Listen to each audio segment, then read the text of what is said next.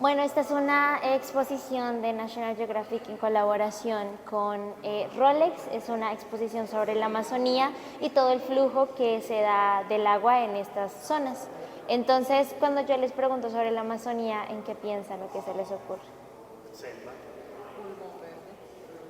Claro,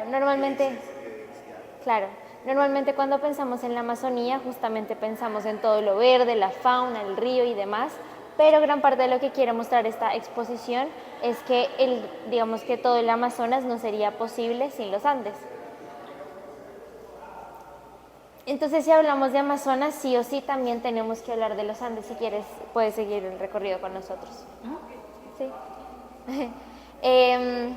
Este es uno de los nevados más importantes de todo el Perú, es el nevado de Ausangate, y básicamente él es el que junto con otros nevados proveen de agua a los afluentes de los distintos lugares que al final convergen todos en el río Amazonas.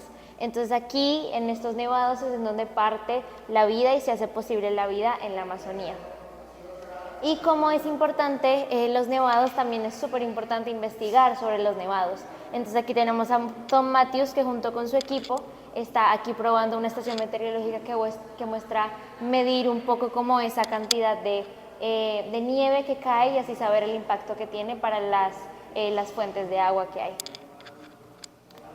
Otra de las cosas que es súper importante para estas investigaciones y bueno, para esta exposición es mostrar el valor cultural que también tienen las comunidades.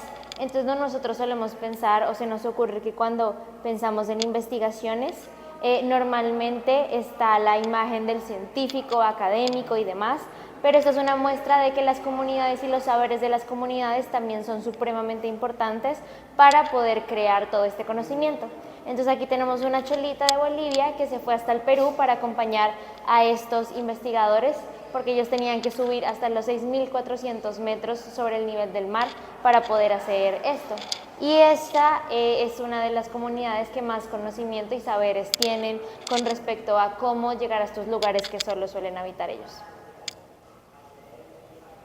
Aquí tenemos varias imágenes bien bonitas que retratan también como toda esa zona del Perú.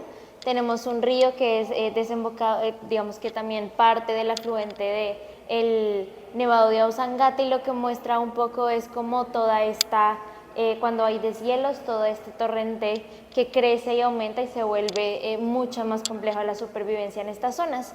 Y justamente esta imagen creo que también muestra un poco eso, es un cóndor, digamos que son plumas de cóndor que están congeladas y revelan precisamente como esa resiliencia que tienen que tener las especies para esos lugares tan complejos de habitar. Como saben, el cóndor es una de las especies más importantes que hay en todos los Andes. Y aquí tenemos una imagen que retrata para mí como de manera muy precisa, muy concreta, como ese choque o ese contraste entre lo biológico y lo cultural.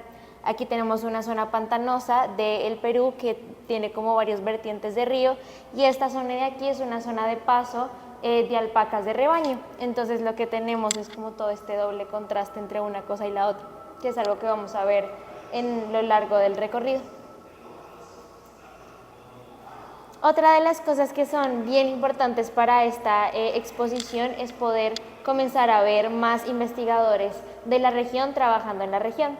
Estamos acostumbrados normalmente a que, por ejemplo, en Colombia investiguen estadounidenses o otras personas de Europa, y en distintas partes de Latinoamérica funciona así, pero lo que se está buscando justamente en esta exposición es que se vean más investigadores de la región trabajando en la región. Entonces aquí tenemos a Ruth Mary, que es una investigadora peruana trabajando en el Perú con el oso andino. El oso andino o sea anteojos es una de las especies más importantes que hay en el Perú. Es una especie bastante emblemática y además es muy carismática. Además actúa como una especie sombrilla. Una especie sombrilla es una especie que si tú la proteges, otras varias especies se van a ver beneficiadas de esa misma conservación.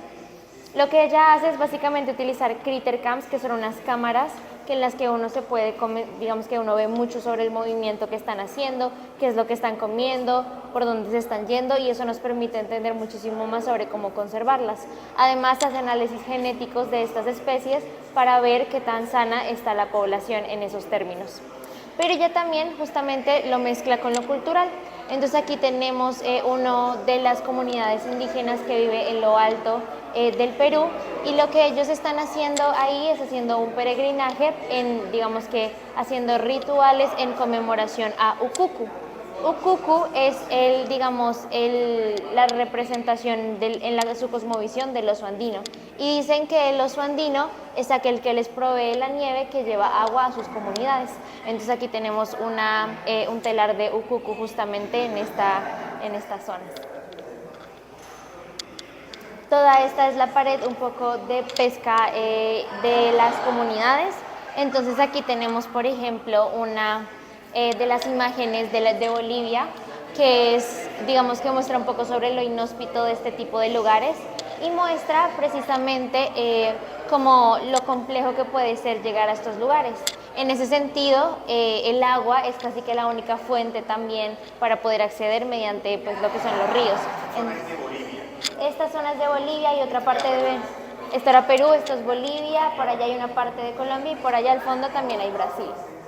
Entonces lo que tenemos es que es justamente el agua como posibilidad de vida, incluso en lugares como estos. Y tenemos el tapirodanta, que es una de las especies también más emblemáticas y que también utiliza los ríos como fuente o como medio de transporte. Y el pirarucu, que es justamente la especie de las especies más importantes que hay en toda la Amazonía de peces, que justamente busca como un poco nos gusta como hablar un poco sobre la pesca en estas zonas. Entonces lo que hace Joao en conjunto con su compañera Andresa es investigar cómo las comunidades indígenas han utilizado la pesca tradicionalmente. Entonces ellos, como saben, hacen pesca artesanal, sin embargo estaban teniendo problemas para tener suficiente productividad en sus pescas. Y lo que ellos están haciendo es comenzar a, digamos que, involucrar a estas comunidades en lo que es la pesca sostenible. Y así pudieron aumentar su producción en un 600% incluso de esta pesca.